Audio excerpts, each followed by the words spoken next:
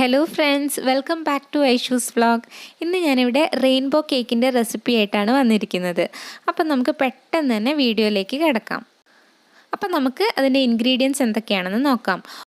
ഒരു ബൗൾ എടുത്ത് അതിൻ്റെ മുകളിൽ അരിപ്പ വെക്കുക. അതിലേക്ക് 1.25 കപ്പ് മൈദ, 1/4 ടീസ്പൂൺ ഉപ്പ്, baking powder 1/4 teaspoon, baking soda 1/4 teaspoon.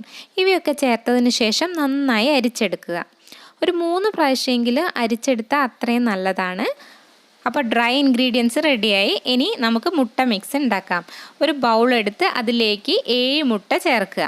എന്നിട്ട് നന്നായി ബീറ്റ് ചെയ്തെടുക്കാം. ബീറ്റർ ഇല്ലെങ്കിൽ വിസ്ക് യൂസ് ചെയ്താലും മതി. ഇതിലേക്കിനി ഒരു 1.25 ടീസ്പൂൺ വാനില എസൻസും കൂടെ ചേർത്തിട്ട് ഒന്നുകൂടെ നല്ലോണം ബീറ്റ് ചെയ്തെടുക്കാം. ഇനി ഇതിലേക്ക് ഒരു 1.25 കപ്പ് പഞ്ചസാര കുറച്ചായി ചേർത്ത് ബീറ്റ് ചെയ്തെടുക്കാം. അടുത്തതായി ഇതിലേക്ക് 1/4 കപ്പ് സൺഫ്ലവർ ഓയിലും കൂടെ ചേർത്തിട്ട് നല്ലപോലെ ബീറ്റ് ചെയ്തെടുക്കാം. നന്നായി ബീറ്റ് ചെയ്തതിന് ശേഷം ഇതിലേക്ക് 1/2 കപ്പ് പാലും കൂടെ ചേർത്തിട്ട് ഒന്നുകൂടെ നന്നായി ബീറ്റ് ചെയ്തെടുക്കുക. ഇനി ഇതിലേക്ക് നേരത്തെ തയ്യാറാക്കി വെച്ച ഡ്രൈ ഇൻഗ്രീഡിയൻസ് ഒക്കെ ചേർക്കണം. അതുകൊണ്ട് ഈ മുട്ടയുടെ മിക്സ് ഞാൻ ഒരു വലിയ പാത്രത്തിലേക്ക് മാറ്റുകയാണ്. ഇനി ഇതിലേക്ക് നേരത്തെ തയ്യാറാക്കി വെച്ച ഡ്രൈ ഇൻഗ്രീഡിയൻസ് കുറച്ചായി ചേർത്തിട്ട് ഒന്ന് ഫോൾഡ് ചെയ്തെടുക്കാം. അധികം അങ്ങ് ഓവർ മിക്സ് ചെയ്യാൻ പാടില്ല. അങ്ങനെ ചെയ്താൽ കേക്കിൻ്റെ നടുവൊക്കെ പൊന്തി വരും. അപ്പോൾ ശ്രദ്ധിച്ച് മിക്സ് ചെയ്യാം. ഡ്രൈ ഇൻഗ്രീഡിയൻസൊക്കെ മിക്സ് ആക്കിയതിന് ശേഷം നമുക്ക് ഇത് ഒരു 7 കപ്പിലേക്ക് ഈക്വലായിട്ട് ചേർത്ത് കൊടുക്കാം. നമ്മളിവിടെ റെയിൻബോ കേക്കല്ലേ ഉണ്ടാക്കുന്നത്, അപ്പോൾ 7 കളർ വേണ്ടേ, അതിനാണ് ഇങ്ങനെ ചെയ്തത്. ഞാനിവിടെ ലിക്വിഡ് ഫുഡ് കളറ് ഒരു 4 തുള്ളിയേ ചേർത്തിട്ടുള്ളൂ. ഇനി ഏതൊക്കെ കളറാണ് ചേർത്തതെന്ന് ഞാൻ പറയാം. ഇത് വയലറ്റ്, ഇത് ഇൻഡിഗോ, ഇത് ഞാൻ ബ്ലൂവും റെഡും മിക്സ് ചെയ്തിട്ടാണ് ഈ കളർ ഉണ്ടാക്കിയത്.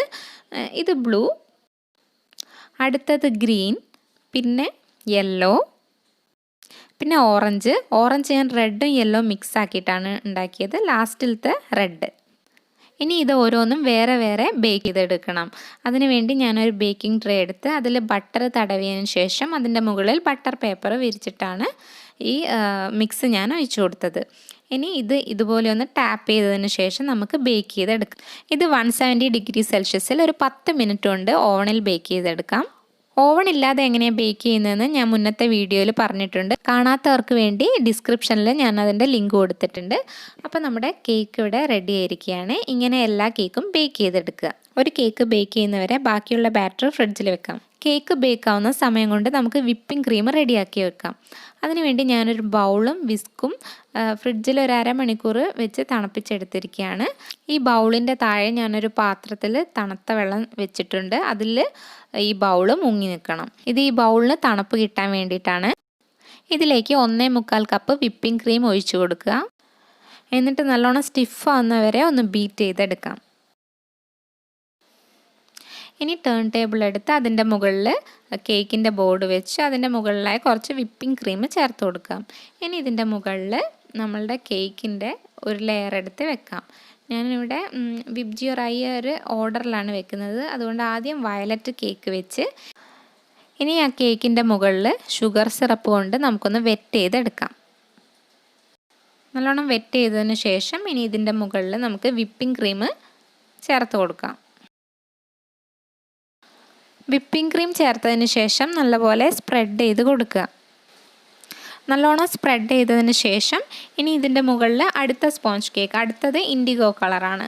അപ്പോൾ അടുത്തത് വെച്ചിട്ട് അതിൻ്റെ മുകളിൽ നേരത്തെ ചെയ്ത പോലെ തന്നെ ഷുഗർ സിറപ്പ് ഒഴിച്ചതിന് ശേഷം വിപ്പിംഗ് ക്രീം ഒഴിച്ചു കൊടുക്കുക. ഇങ്ങനെ 7 ലെയറും നമ്മളിങ്ങനെ ഈ ഓർഡറിൽ ചെയ്തെടുക്കുക. അപ്പോൾ നമ്മളിവിടെ 7ാമത്തെ ലെയറും വെച്ച് അതിൻ്റെ മുകളിൽ വിപ്പിംഗ് ക്രീം അപ്ലൈ ചെയ്യാണ്. ലാസ്റ്റ് ലെയർ ആയതുകൊണ്ട് ഇതിൽ കുറച്ച് നല്ലോണം വിപ്പിംഗ് ക്രീം അപ്ലൈ ചെയ്യണം. എന്നിട്ട് നല്ലപോലെ ഷേപ്പാക്കി എടുക്കാം. വിപ്പിംഗ് ക്രീമൊക്കെ സ്പ്രെഡ് ചെയ്തതിന് ശേഷം ഒന്ന് ഫ്രിഡ്ജിൽ വെച്ച് സെറ്റാക്കി എടുക്കണം.